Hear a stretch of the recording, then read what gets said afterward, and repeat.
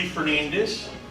I am Chief of Staff to the University of Miami President, and I'm also the Vice President here at the University for Government Affairs and Community Relations. I've been at UM for 9 years. Before joining the University of Miami and coming back home here to South Florida, I had the privilege of serving in the George W. Bush White House. I was a special assistant to the President for intergovernmental affairs in the White House from 05 to 07. I spent 8 years in Washington, D.C. And in 05 and 06, while working at the White House, I had an opportunity to be part of the White House working group that tried unsuccessfully to tackle immigration reform during the second term of President Bush's time in office. So there's a lot of lessons that I've carried on to my job and my passion. This issue of immigration reform is a personal passion of mine. So I always say yes when good national leaders like my friend Ali Noorani ask me to host events. So welcome to Miami. I know that we have a late arriving crowd because of the number one, we're in Miami, so late arriving crowd is a norm. Anyone here will tell you that. And number two, obviously everybody stayed up and watched the debate last night, and I'm sure that has something to do with it. I have been asked to moderate the first panel, so I'll dive right into it. Because one of our sponsors for today, Jimmy Kemp could not make the event and I guess is under the weather. So I will do my best to sort of moderate this first panel. And as you can see in your program, the topic is an immigration system that serves American workers. Let me ask the three panelists that will sort of lead us in the discussion during this first hour to sit up here. We are very, very pleased to have Ken Barbic Sr., who's the Director of Federal Government Affairs for the Western Growers. Ken, why don't you wave so people don't confuse you with the Archbishop? Then Julio Fuentes, President and CEO of the Florida State Hispanic Chamber of Commerce. And then it's, as a member of the Archdiocese, and I try to be a good practicing Catholic. It's always an honor to welcome to the University of Miami Archbishop Thomas Wensky from the Archdiocese of Miami.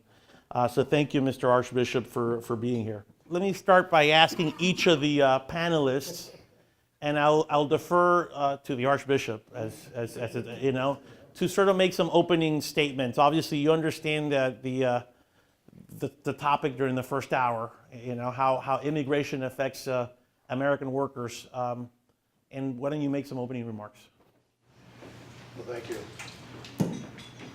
Well, I'm not an immigrant. My father was an immigrant, but I spent most of my life working with immigrants here in South Florida with Hispanics, Cubans, Mexicans, and for 18 years I was the parish priest of the Haitian community here in South Florida. I think one of the realities that we see is that immigrants have found where work is in the United States. Before the 90s, immigration was only a reality in about 6 states. Now it's a reality in all 50 states.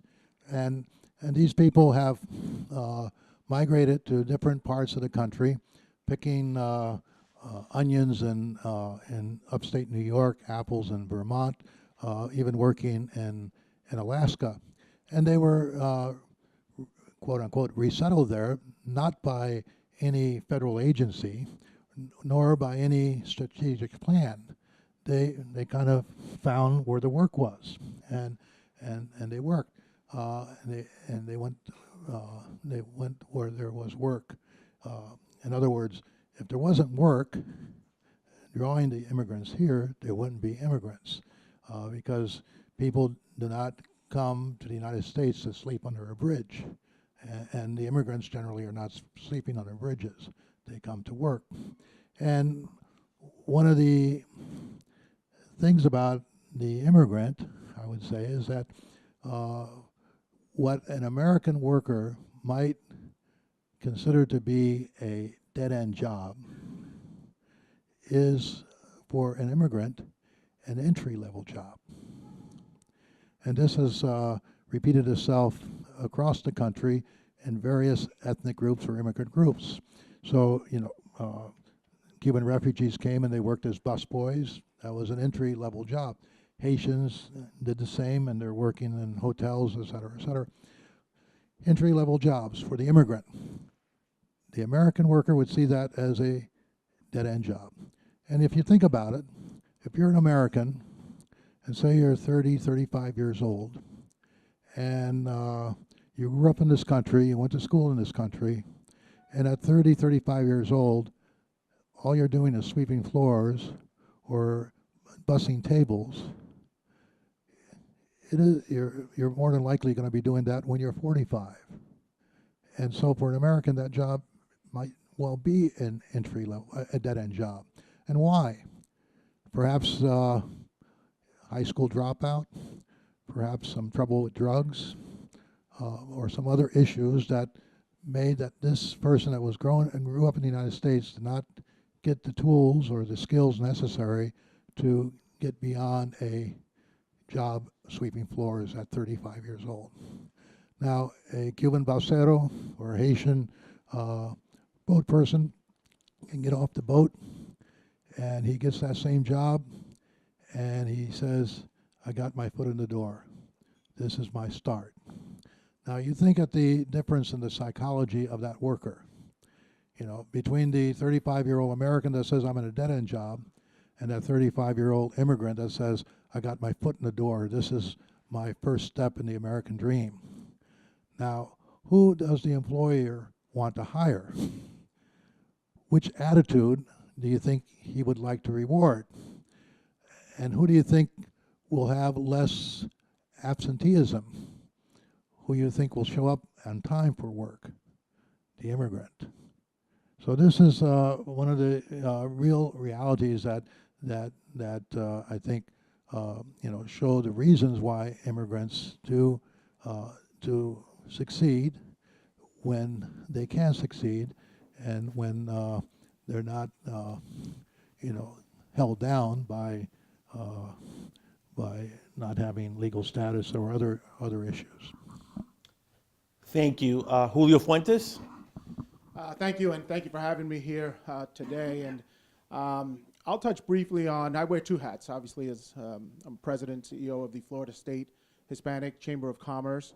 I am also president of an organization called Hispanic Creo, Hispanic Council for Reform and Educational Options, that delves in the world of education reform and the lack of our Latino students graduating, K through 12, or going on to, getting a college degree. And it's such an important issue because, without a doubt, education and the economy go hand in hand. We today have a shortage of qualified workers or students that are in the STEM industry that report after report shows that this is the future, right? We need to educate our kids in this arena. And today we have quite a few students from other countries that come and actually work hard and study and get their degrees and could really serve to our economy. But unfortunately, our broken system right now sends them off. We give them a degree as well as a ticket to go back to wherever country they went to, or whatever other country does have a friendly immigration system for them to go and contribute their talents in that area. And that's a serious issue that we really need to discuss and push more on. For example, we have a member up in West Palm Beach, Riviera Beach actually, that along the intercoastal there, Viking Yacht Club, and Lockheed Martin, and there's about 4 or 5 other in the marine industry that have such a shortage of workers, and they see this as a huge problem today and just as big as a problem in the future, that they are literally investing in the community. They're building housing, affordable housing. They actually opened up 2 charter schools that are focused primarily in the maritime industry, with the hopes that these kids obviously not only have these, and families have a place to live, a place to go to school, and then, of course, a qualified job once they do graduate.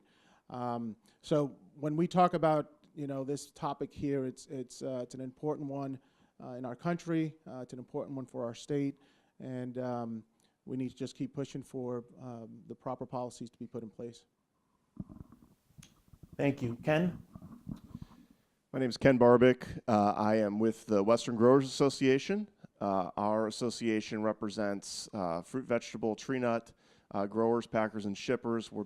Our members are based in California, Arizona, and Colorado.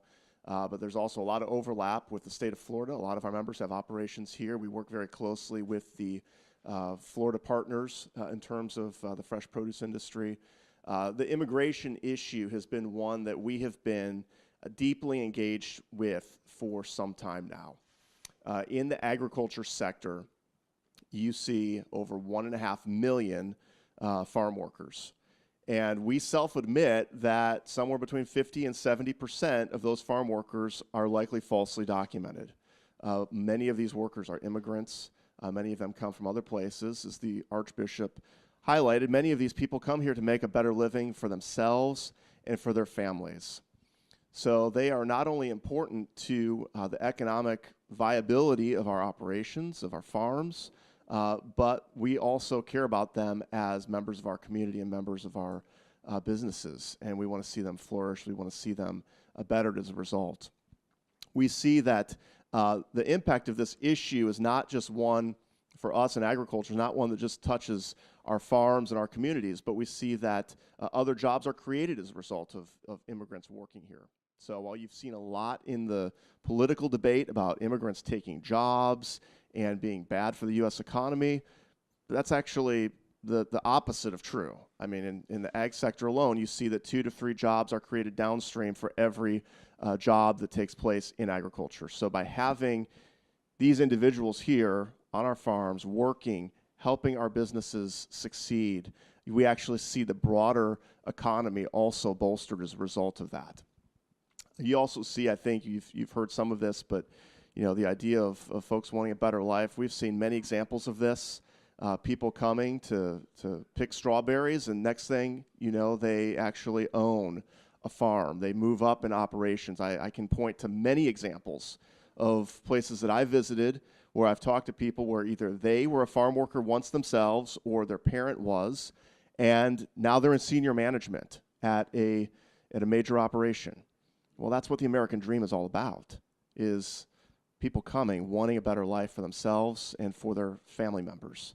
Each of us can share similar stories about how that's been the case either for ourselves or for our ancestors coming and allowing us to have a better life today. So that's what we really want to see in our sector and across the economy.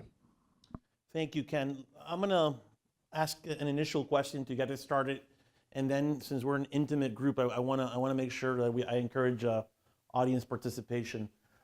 Ken, picking up on the issue that's been central during this election cycle, because I think everyone, regardless of where you lie on the political spectrum and what candidate you're supporting, it's fair to say that the immigration issue has been front and center. It's probably the hottest issue in the campaign. And you alluded to one of the central accusations or claims that immigrants, particularly undocumented immigrants, are taking American jobs.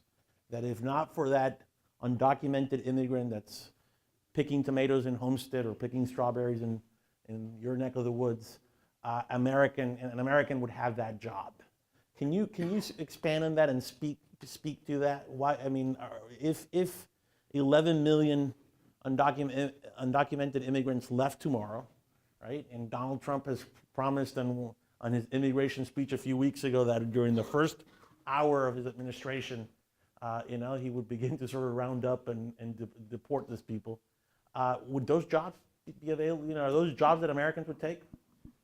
Yeah, so that's a complex question in terms of what the different factors are that are involved. So let me answer that a few different ways.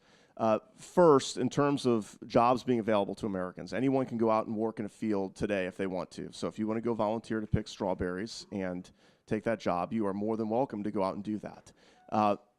The facts bear out that Americans are not doing that, by and large.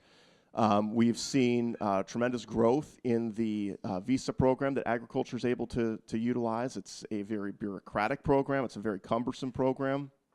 The H-2A program. We've seen that program double in usage in the last 5 years. Well, why are growers turning to that kind of program? Well, they're turning to that because... Despite the fact that it's very cumbersome and there's a lot of regulation and it's painful for the growers, they're turning to the program. Despite the fact that it's very difficult for the grower, they're turning to that program because there's not workers available to come out. There have been various campaigns. One of the more prominent campaigns was one of the UFW, so the United Farm Workers, put on a couple years ago, Take Our Jobs campaign. They literally asked people to come out and apply and try to work in farm jobs. And almost no one showed up. There was, I think, over 5,000 or 6,000 people that applied. A couple hundred people actually kind of went forward with the process. And it was a handful of people that actually showed up and worked for more than a day in the fields. We've seen other examples of that, where there are opportunities and people are not coming forward to take jobs in agriculture, in spite of the fact that when you look at agriculture positions compared to other positions, even at the lower end of the economy, those jobs pay better in many cases. There's many times where there are jobs working in the fields where you can make more money per hour than if you were to go work in a restaurant or in a hospitality job. But it's seasonal, it's difficult, and there's just a lot of people who are not interested in that kind of work for whatever reason. The Western growers represents how many growers? Just educate us a little bit about the organization. Yeah, so our membership represents about 60 to 65% of the domestic production of fresh fruits and vegetables in this country. Okay, and roughly how many workers? Workers overall, I mean, roughly I would say, probably about 1 million of the workers in this country. Okay. Archbishop Wensky, you want to weigh in on this question? Yeah, last summer of 2015, there was a backlog in the bureaucratic process of processing those agricultural workers, the H2N program in Mexico, and you had thousands of workers in Mexico waiting to get into California, and the growers pushing the government to say, can't you break up this logjam because the margins are very thin.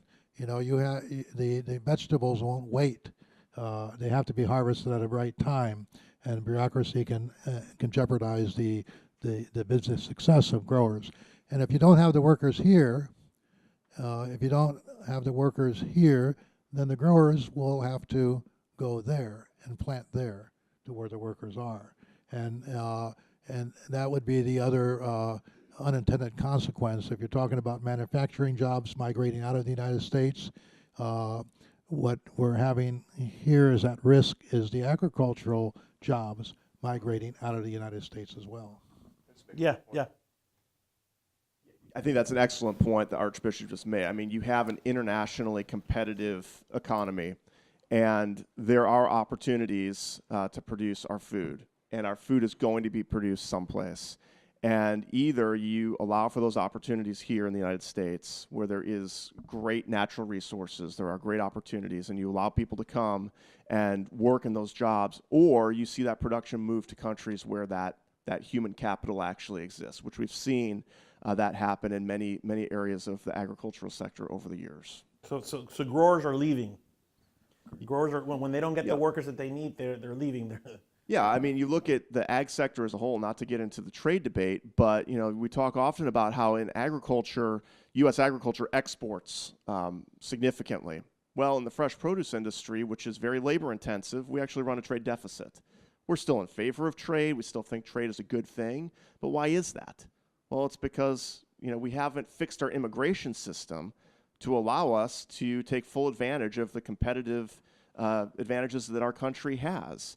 If we had the ability to have that free flow of labor that was intended, then we would be able to take full advantage of some of those things, and we would see, I think, greater production in this country as a result of that.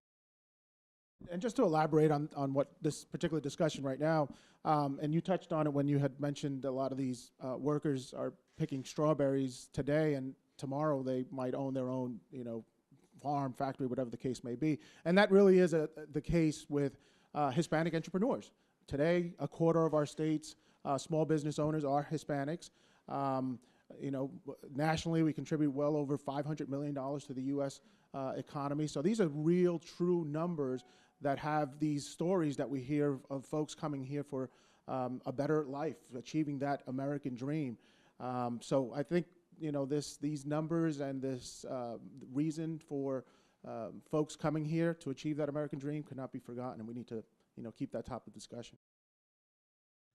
Let me sort of pick up on something that Ken just referenced in terms of growers, and the Archbishop actually started the point in terms of growers potentially leaving the country. In a lot of industries, you don't want that happening for competitive reasons. But don't you think that there's a national security aspect to this country, allowing importing the vast majority of our food? We should sort of control our food supply domestically. Because a lot is also on the immigration debate. A lot is said about the anti-immigrant crowd tends to tie it to national security. Isn't this a national security issue as well? Yeah, I would argue we've seen the results of dependence on foreign energy. And I don't think we want to see the same road gone down in terms of dependence for our food supply. And I would say, if you're here in South Florida, you probably have, a great understanding of the immigration system. You understand that everyone is touched by this. But one thing I would say to, a broader group is that you may not feel like the immigration issue touches you personally. But if you eat food, it does. Because either your food is being touched by the hands of immigrants here as it's being harvested or planted or picked, or it's being grown in another country so that it can be brought into this country. So I think that issue is a real issue.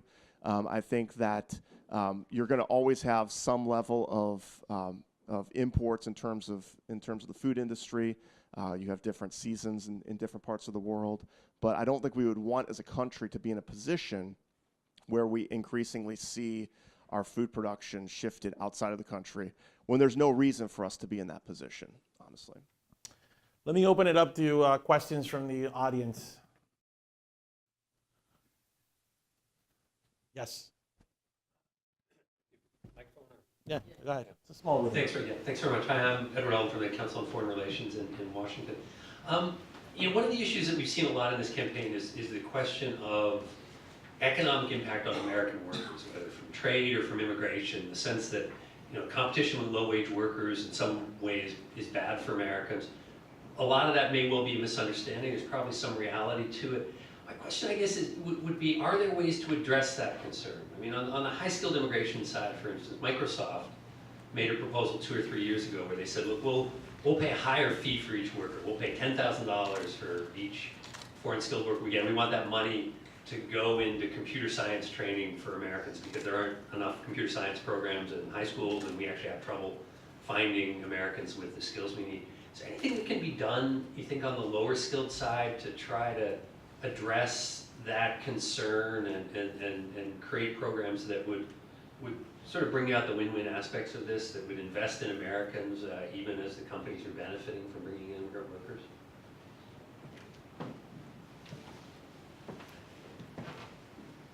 Hard question. Yeah, curveball there. Yeah, it's interesting. It's something that, if not already being looked into, I think it's something that's should be somewhat of a healthy discussion because, as you said, it's being done at a higher level, and if it's something that like minds could get together and agree on something, it would benefit them without doubt. Well, another reality is that the only countries that have growing economies are countries that are open to immigration. That's the fact anywhere around the world. Countries that have no immigration have stagnant or shrinking economies. So there is a cause and effect there. And if you look at the United States, if it wasn't for immigrants, we would be experiencing something similar to what the Europeans experienced in Europe, what they call the demographic winter, because the birth rates for Americans are low. They would be lower if it wasn't for the new Americans that have come in, the first and second generation immigrants. So if you want a growing economy, you're going to have to open the door to greater immigration. This is also, we have an we have a reaction at this time. Everybody's, the world seems to be in a bad mood. So we're increasingly isolationists, increasingly restrictionists, and there's one other thing that we're increasingly anti-trade. And this was what the United States went through in 1920. In the 1920s, we were isolationists. We didn't want to get involved with the international order. We were restrictionists. We stopped immigration and pretty much tried it out for 2 generations until in the 60s. And also we were anti-trade. We had higher tariffs. That set up what what followed the Great Depression and World War II, and it happened because of a reaction against globalization, the globalization of that time. As the 20th century began, the world was involved in a process of globalization because of steamships, because of telegraph, and because of migration. And there was a reaction then. We didn't call it terrorism, we call it an anarchism. And an anarchist shot the great Duke of Sarajevo, and World War I started. So, when you look at what we're living through right now, there's a lot of parallels to 100 years ago. And if you don't learn from history, you're condemned to repeat it.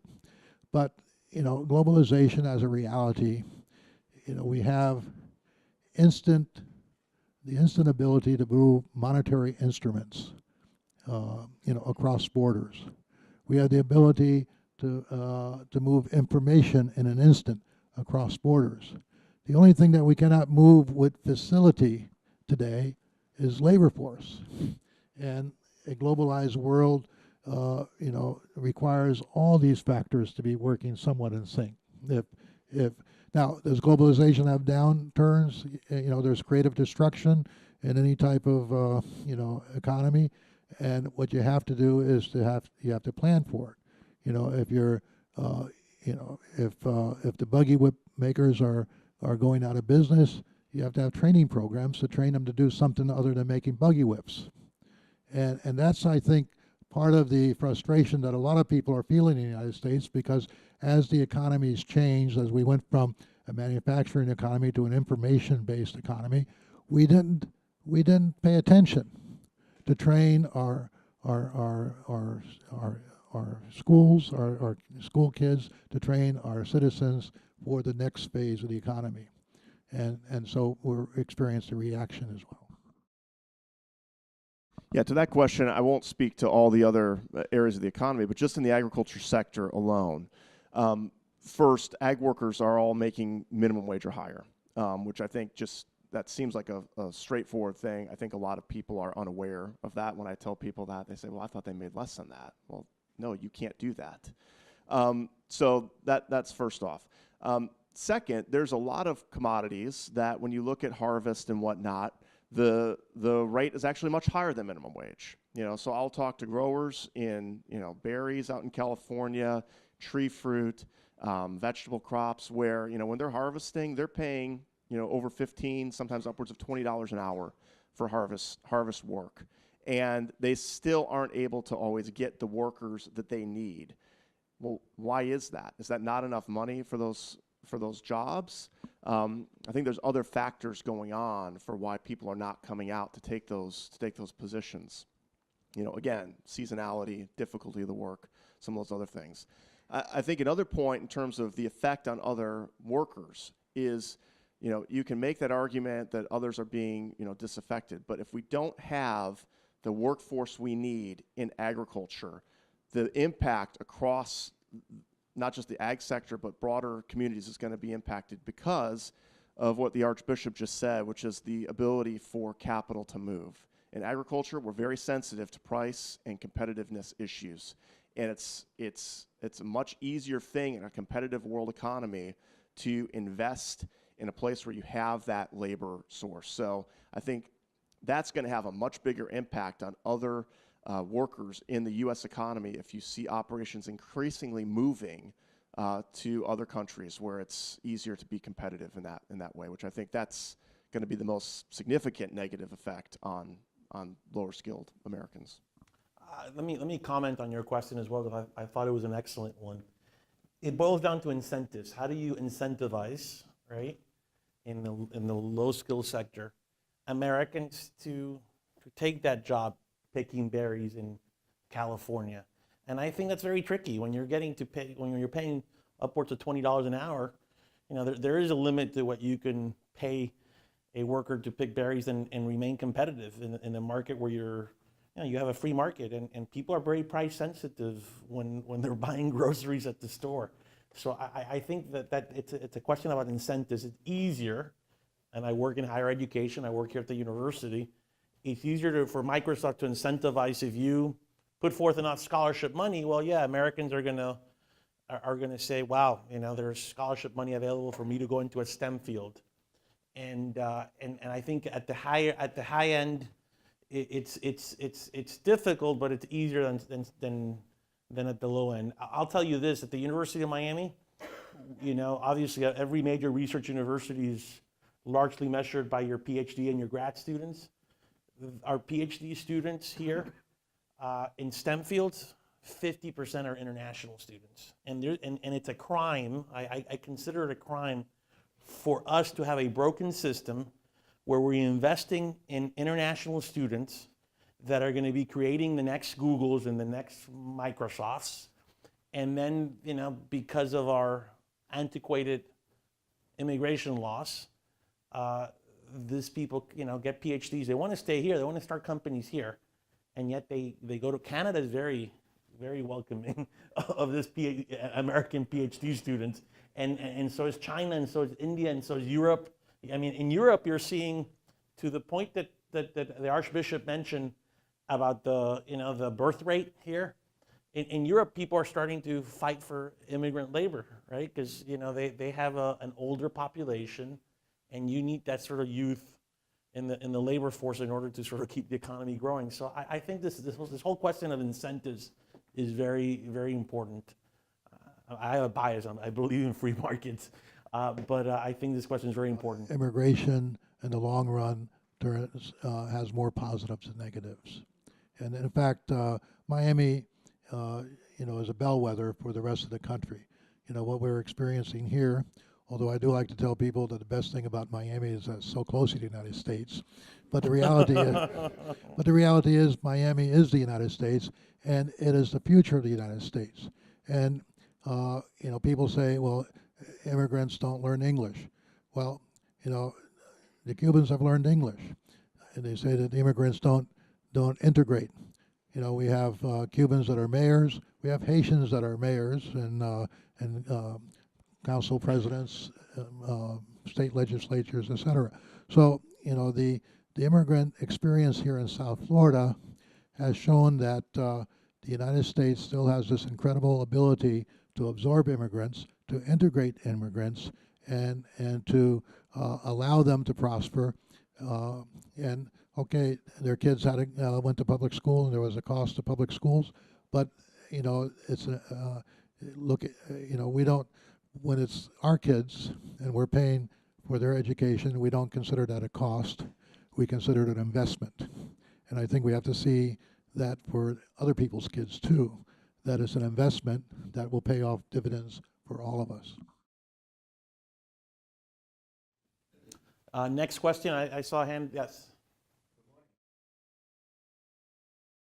So as an immigrant myself, I want to thank the Catholic Church and you personally for what you do for the immigrants. My question is, how does the Catholic Church reconcile their policy of welcoming immigrants with existing laws of rejecting immigrants? With which laws?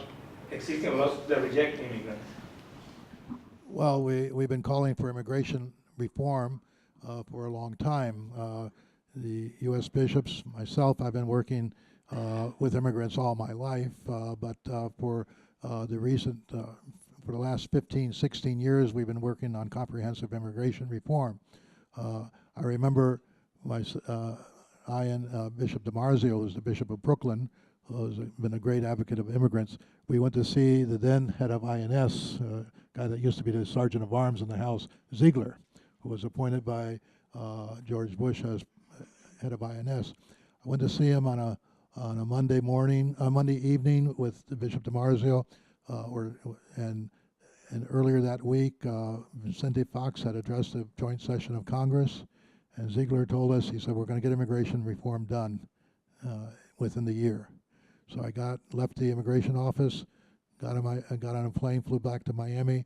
The next morning, I'm going to the office, and I see on my radio the World Trade Center go up in flames.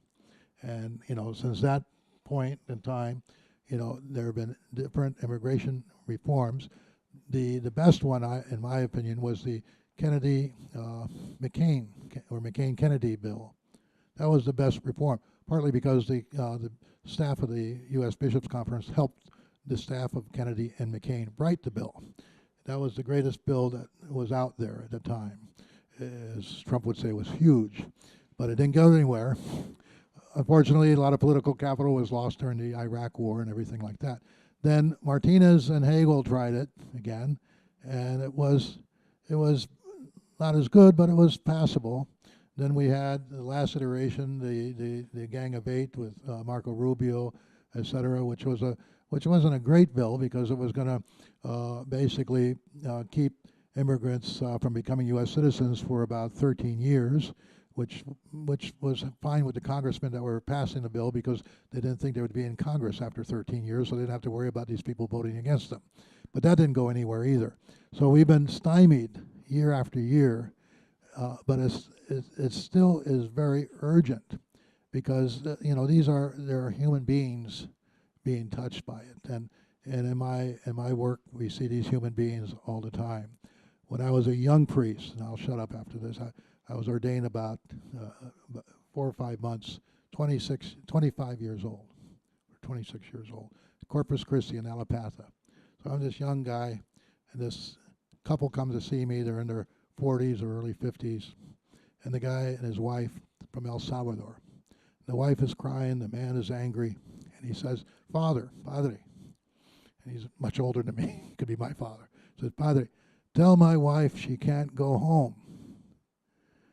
And I'm crying, and I said, what's wrong? She's crying. She says, I just got word from El Salvador saying my mother is dying of cancer, and I want to go see her before she dies.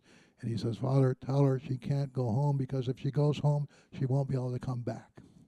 And if she goes home, her mother will die of starvation before she'll die of cancer because we're the ones that are keeping the family alive over there. That's the reality of millions of people in this country right now. Millions of people that live in the fear of a knock on the door in the middle of the night or a raid to their workplace. When I was growing up in the 50s, we used to have these stories in our civics classes about how in other countries, people lived in fear of the knock on the door, but we didn't have to do that because we lived in the United States. Well, millions of people live in fear of the knock at the door in this country. Immigration reform needs to be fixed. The people are not the problem. The antiquated laws are the problem. We got a question here. Well, actually, just a comment. So there's a new report that just came out from the National Academy of Sciences, which was on the fiscal and economic consequences of immigration, and they showed that it's a net plus to have immigrants, and that, in fact, they really don't take that much from, from services, et cetera, and by their second generation, because their kids have gone to college and they're doing better, they're actually contributing even more to the economy. And the one line that I just wanted to say, it says between 2015 and 16, the estimated GDP growth due to contributions of immigrant workers amounted to nearly $2 trillion in the U.S. economy. And that's what we don't get reported. Well, let me pick up on this particular point. It's excellent that you're citing that report, because as I said at the beginning of the panel, I was part of the Bush administration team that tried to pass the McCain-Kennedy bill, and we were unsuccessful. And I've been part of efforts nationally for the last 7 or 8 years pushing for immigration reform. And every poll that I've ever seen, and I think Rob Jesper will be part of the second panel, and he's seen a lot of these polls, shows that the majority of Americans, that silent majority, supports a sensible solution to this issue. Every major study backs up what this, fine lady has sort of cited here. And yet we're entering into this, I think The Economist had this cover a couple of weeks ago about we're entering into a world of post-truth, where truth and facts don't matter. You could have the best, you could have the National Academy of Science, publish a report that's evidence-based, that's factual, that's cited, that's properly reported on. You could have every major university and researcher in the country back a position on immigration or any other issue. And then you have, say, a presidential candidate say, well, I hear knowledgeable people that I talk to say that, Americans are losing jobs, because of the Western growers' position, right, on X. And people, a large portion of the electorate or enough people believe it or fall for that blog. I'm not going to pick on any particular blog, but Breitbart comes to mind. And then it's half of Americans sort of fall for it. How are we going to get past that is my question to you three wise gentlemen. You raise an interesting point. I read that Economist piece as well. And we don't have time to get into how disconcerting it is that our political dialogue is kind of at that point right now. But I think one thing that does highlight, and it's not just on this immigration issue, in agriculture, we face on a host of issues that we are engaged with. Making the complex argument for something that is reasoned, that has, sound, academic research behind it, economics behind it, that's not winning the debate in the public's mind.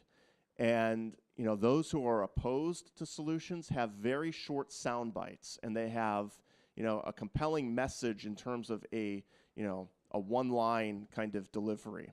And I think, for those of us who want to see immigration reform happen, we need to find better ways to communicate in those sort of venues. We need to be able to figure out better ways to deliver our message in simple ways, in ways that can stick in people's minds. I don't have the solution right now on that, but I think we need to do better work in terms of that. I think we need to continue emphasizing the facts and the research and everything else that I think we have the upper hand in terms of those arguments.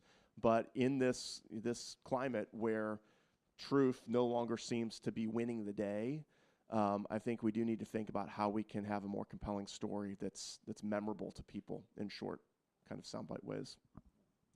Yeah, I totally agree. This is not only a problem today, but it's scary for the future if this is the way that we're going to proceed moving forward. And from my standpoint and the Chamber of Commerce, not just here in Florida, but my colleagues throughout the country, we need to step it up, right? We always talk about mobilizing the base and working with grassroots.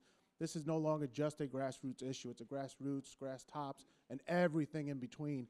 And I think the messaging piece is also just as important. I'm no marketing guru, but it definitely, we need to figure that piece out because I don't think it's penetrating the way that we need for it to be penetrating. From a dollar and cent standpoint, that's real money. That's real money, to our U.S. economy. So yeah, I think we really need to step it up even more.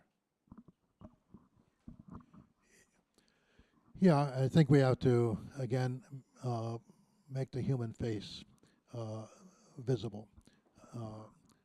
I always, like I said earlier, immigrants are not the problem. The immigration system that is broken is the problem. I hear a lot about people breaking laws. The broken immigration system has resulted in people not so much breaking the laws as being broken by the laws, being broken by the laws. And there's a lot of mythology, people taking our jobs, people using our resources, people threatening us, and why they don't stand in line, et cetera, et cetera. But if you talk to people and you explain to them, that the person that's taking care of their child, their nanny, or the person that's cutting their lawn is in the situation then they might change their mind. They say, well, I know him and he's a good guy, or I know her and she's a good guy. You know, well, why can't he stand in a line like well, there's no line for him to stand in. Well, why not? Because the system doesn't provide for it. You know, I think that's the education that has to be made. This is also, you know, within the reality that America has always been ambivalent about immigrants or immigration, you know, throughout our history.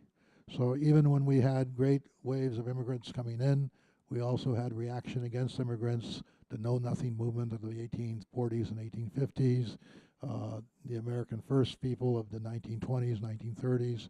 So there's always been an ambivalence in America about immigration. And at this point, those that are anti-immigrants seem to shout loudest, and it's time for, you know, the rest of us to get our act together. And, you know, you would think that we have an unbeatable coalition. 20 years ago, immigration reform didn't have the cheerleaders that it has today. 20 years ago, you couldn't get the Chamber of Commerce and the labor unions to agree on this issue. Today, both the labor and business agree that we have to have immigration reform. So, you know, there's a wide basis for agreement. But gerrymandered congressional districts have an effect on why people in the House don't vote what the reality indicates they should vote for. By the way, I asked the question, and of course, I've given a lot of thought to this question. I'll tell you, what polling, you know, it's true. What I said earlier is true. Every major poll tells you that the vast majority of Americans, including a majority of Republicans, support a sensible solution to this. What polls are not very good at measuring is the intensity of someone's position on an issue. And what you find is that the people that are against us, the Numbers USA and the folks that don't want to see immigration reform or want to see a hardline stance on immigration, this is their number one issue. They're absolutely passionate and very intense in their opposition to this, and they make it their number one priority, where oftentimes, and I'm, you know, a proud supporter of chambers in Florida and elsewhere, but oftentimes the U.S. Chamber of Commerce has been a great ally on this. But they have a lot of priorities before the Congress. You know, they have a lot of priorities before the Congress. We will win this, and it sort of goes back to, I think this is from The Godfather or some mafia movie, but it's the most committed person wins. The most in a political battle, it's the most committed side of the debate that wins. We will win. When people ask me, when is this finally going to happen? When the majority of Americans sort of make it a point that this is a priority. This is going to be one of our very top priorities. There's a couple more questions. Israel, I have had you waiting for a while. Oh, it's fine. Yeah, I mean, it's just kind of picking up on that. I mean, as someone who's supportive of immigration reform, but also someone who has had the scars to prove it in terms of feeling like we're almost there and then it doesn't happen. I mean, tactically, I mean, is it difficult for us to continue pushing for comprehensive immigration reform if the votes are not there? I mean, does it make sense maybe to do this piecemeal and figure out like where they raise a consensus instead of trying to get the big enchilada? I mean, are there things that you all would be comfortable supporting, saying, okay, well, this is like a down payment for future reforms, or are we going to just continue asking for comprehensive immigration reform, and that's where we draw the line in the sand? You know, most of the immigration advocates wanted the comprehensive to keep the coalitions together because, you know, ag jobs bill would probably be an easy one to pass, but then if ag jobs bill gets passed, maybe others don't get passed. And so, you know, the advocates have been trying to keep the coalition together to get a comprehensive bill. But there has been boutique legislation in the past. NACARA in the 80s was boutique legislation that helped legalize Nicaraguans here. But we also tried a boutique legislation with the Dreamers Act, and we didn't get it, which shows you, you know, that at this point, I don't know if piecemeal would necessarily work because of the the force of the people that are standing against it. Dreamers should have been an easy pass because it had all the, it was a sexy issue. You had kids that were, high school students that, on honor rolls and everything, and they grew up in the United States. They've been here since they were 4 or 5 years old.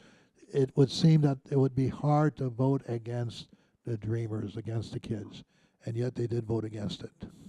So whether piecemeal legislation can be passed when the most, I don't want to say sexy, but the most attractive piecemeal legislation went down in flames is a good question. Archbishop Wensky, I'm dying to ask you a question, and let me stay with the Archbishop for a second. How do you reconcile, one of the things that I find most frustrating is when a lot of the people that are hardliners on, not all of them, but a lot of the people that are hardliners on this immigration issue are self-proclaimed social conservatives and religious folks. And they, how do they take a position against the dreamers? I mean, when you talk to fellow people of faith, how do you try to appeal to them, and how do you explain that to yourself, that people that are of faith would take a position against children that are here? Well, again, one of the biggest advocates of the dreamers and immigration reform has been people of faith. It's been the Catholic Church, and we've been pushing for it for a long time. So it's not fair to put all the religious people in one basket and say they're against immigration reform. The people. Any members of Congress that Okay, claim to be people of faith? Well, Let me be and specific. I say you can make a conservative argument in favor of immigration. A culturally conservative argument in favor of immigration. First of all, these immigrants are hard workers. They believe in the American dream. They have family values. They're conservative values. Et cetera, et cetera, et cetera. They're not lifestyle liberals as that the conservatives might criticize. So you can say that the immigrants are going to be good for a conservative point of view because, family values, hard work, American dream, and all that. So, but a lot of the people in the House think that they're all going to become Democrats, and that's why they're resisting to reform.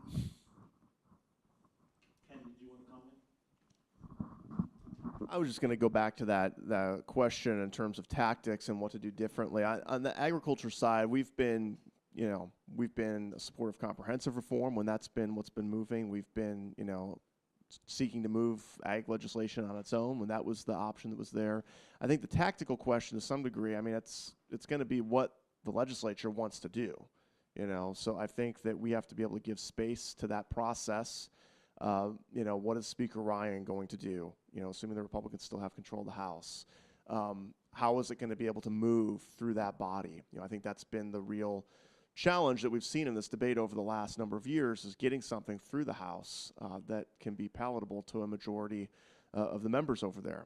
I think on the political question, I think there's actually much more agreement on a lot of the issues than you would be led to believe by the debate that seems very polarized right now in the public mind. I think when you talk to members, when you talk to staff, I think you actually see much more in terms of a desire for a rational and reasonable solution. But a lot of that gets lost in the broader debate. A lot of that is not being exposed because that's not really a newsworthy item for folks to pick up on. But I think you see that in some of the reporting that we've seen after the efforts in 2013 and 14. There was actually a pretty strong effort in the House that I think was a lot closer to being something that was going to move forward than what a lot of people were aware of at the time.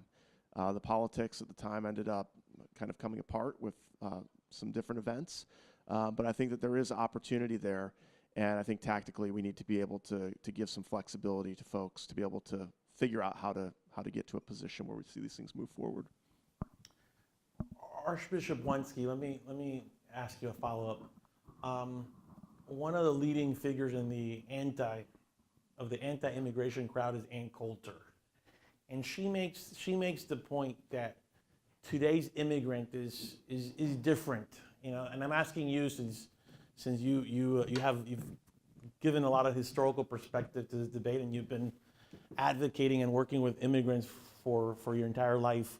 Do you believe that there's, you know, that she's right, that at his or her core, the new immigrant is remarkably or substantially different than immigrants that were coming here 100 years ago or 50 years ago? No, I think they're pretty much the same. And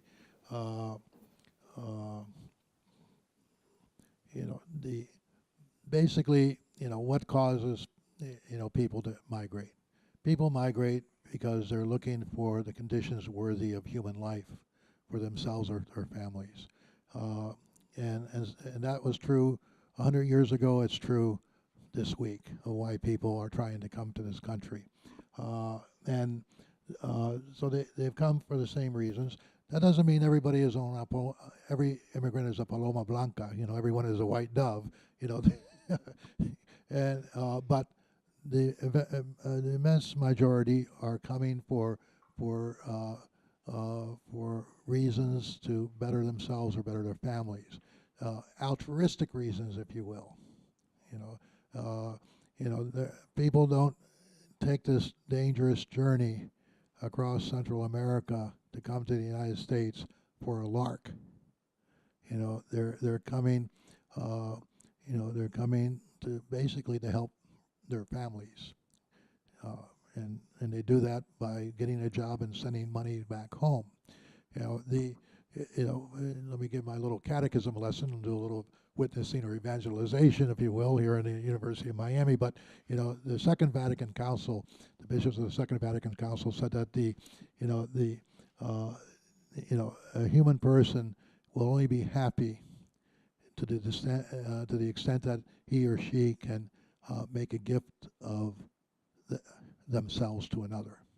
You know, it's the theology of the gift. If you want to be happy, give of yourselves. The immigrants are not coming for themselves. They're coming as a gift to others, to their children, to their spouses, to their families back home. It's the theology of the gift. And that you can read, you can read immigrant stories from 100 years ago, and you can read them in the paper in last week's paper, and you find that same thread running right through it. So I don't think the immigrants have changed. And I don't think necessarily that the reception has changed either. It's been rough 100 years ago, it's rough today. But, that's why people of goodwill are trying to do something. And again, a year ago this month, a year ago last week, Pope Francis talked to the joint session of Congress, and he talked a little bit about immigration reform. He talked a little about world peace and everything, but he ended up with a great line. He said, remember the golden rule. do unto others as you would have them do unto you. And I think that's really what should be the clinching argument of any debate. What's the golden rule here? Do unto others as you would have them do unto you. I just want to say briefly on this. My ancestors are from Eastern Europe. They came at the end of the 1800s, early 1900s. And the stories that I've heard, of that experience, it wasn't a lot different than the stories you hear about the response to immigrants today. So I'm sympathetic from just a personal vantage point seeing that. And I think what we've seen in America for years, for decades, for centuries, is that if you've been here, you're going to respond against a new person, I think, in a sometimes negative way. And whether that was, Eastern Europeans in the early 1900s that were not welcomed with open arms. There was not a welcome mat saying, thank you for coming to work in, lower end jobs that are really difficult that we don't want to do. There was a negative response often. I think you see the same thing happening today. Why is that? I don't have, an answer to why we as a people respond that way often, but I don't think it's a new dynamic that we're seeing today. I think we've seen this for many years throughout our history, and it's unfortunate. Yeah, and I just wanted to we spoke about this a little while ago about truth, right? I mean, you have select few that say ridiculous comments such as, they're coming here to murder and commit crimes and so on and so forth, which is absolutely ridiculous. Because if you look at, as was just mentioned, the trek to make it to this country, and the reasons why they make this trek of risking their lives and their families' lives, it's not to go hang out at the beach at the Fontainebleau, by the poolside over there. It's to work, contribute, and to be able to feed their families and provide a better life. And I think that's the message that's just, unfortunately, just getting lost in all of this. Well, their kids can hang out at the fountain. That's the story of my father and mother, yes. I think we have time for one last question, and then we're going to break before the second panel. Yes, ma'am. You get the last question here. Thank you. Just wondering, like the employees or industry, what can they do to integrate, like the immigrants, like provide English classes, or what can they do? So her question is, what can employers do to integrate immigrants? Perhaps, Ken, you can talk about things that the Western growers, some of the best practices that you've seen some of the growers do? Yes, I mean, there's been a number of things done. A number of our growers have done in various communities. I'm happy to talk about more of those things with you offline as well. But I mean, there's been opportunities that they do in terms of healthcare, setting up clinics for the families of these workers, providing opportunities for people to learn English. There's investments made in local communities, both in terms of education and integration in some of those other ways for the families of these people. So I think that there's a lot of things being done across the board to see local communities brought up. That's not a broader necessarily policy thing that a grower's doing, but each of them wants to see not just their own operation flourish economically, they want to see the community that they're in flourish as well. And so a lot of them are taking steps to try to see that immigrants are going to have opportunities, scholarships for children of their workers, many things like that I think people are trying to pursue. I'll just touch on something. Here in Florida, we have what we call our corporate, our Step Up for Students corporate income tax scholarship program, and it's right now it's serving almost 90,000 low-income kids. Basically, if you qualify for free and reduced lunch, you qualify for this scholarship, and the scholarship is just simply a scholarship to attend a better school of your choice. And this is, I think the latest numbers is somewhere up in $200 million worth of corporate contributions that are going into this program. So that's probably a good example. That's being duplicated throughout the country as well. Yeah, education is a great integrator, and Step Up is giving an opportunity for a good education for thousands of low-income kids, and a lot of them in our Catholic schools. But as far as integration, I think people integrate from a position of strength.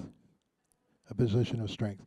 If people don't have that position of strength, they remain marginalized and excluded. So the main way that people can integrate, immigrants can immigrate, is legal status, because that will afford them a position of strength for them to, again, integrate, whether it be, through unions or other things, that has given different immigrant groups or worker groups at different times that position of strength that has enabled their integration. But, look at the historic black colleges. They gave generations of African Americans a position of strength, namely education, that enabled their future integration. Without that position of strength, you have marginalization and exclusion. Marginalized people don't integrate. They stay on the margins, and they stay outsiders. Legal status is how you bring people into the system, make them part of the system, and integration takes place quite naturally, especially in this country, because you don't have to worry about the immigrant kids becoming Americanized, because in Peru or in Argentina or in Bolivia or in Kinshasa, Congo, the kids there are becoming Americanized even when they don't even leave the country, because of the force of the media and the TV and the movies, et cetera, et cetera. So in this country, they're going to become American, whether you want them to or not. You know, they're going to become American. But integration means legal status, or else they'll be on the outside looking in. Thank you. You had a quick comment? Just a quick comment. I cannot let this moment pass without mentioning that, to answer your question, the National Immigration Forum has me on the ground here in Miami, working with them to help in a program called the New American Workforce. And we are available for employers to help your employees naturalize at the work site. It's work we've been doing for the past 4 years, and we've had great, wonderful success. We launched here at the University of Miami just last week. Hundreds of people got information sessions, and we'll soon be getting one-on-one appointments to fill out the N-400 and become U.S. citizens. So to your point, Archbishop Wensky, we're helping them naturalize. We have 500,000 people out of 8 million plus in the United States that are here in South Florida that are eligible to naturalize. And we are working very hard every day to help you. So if you are an employer, or if you know someone that could utilize our services, please see me afterwards.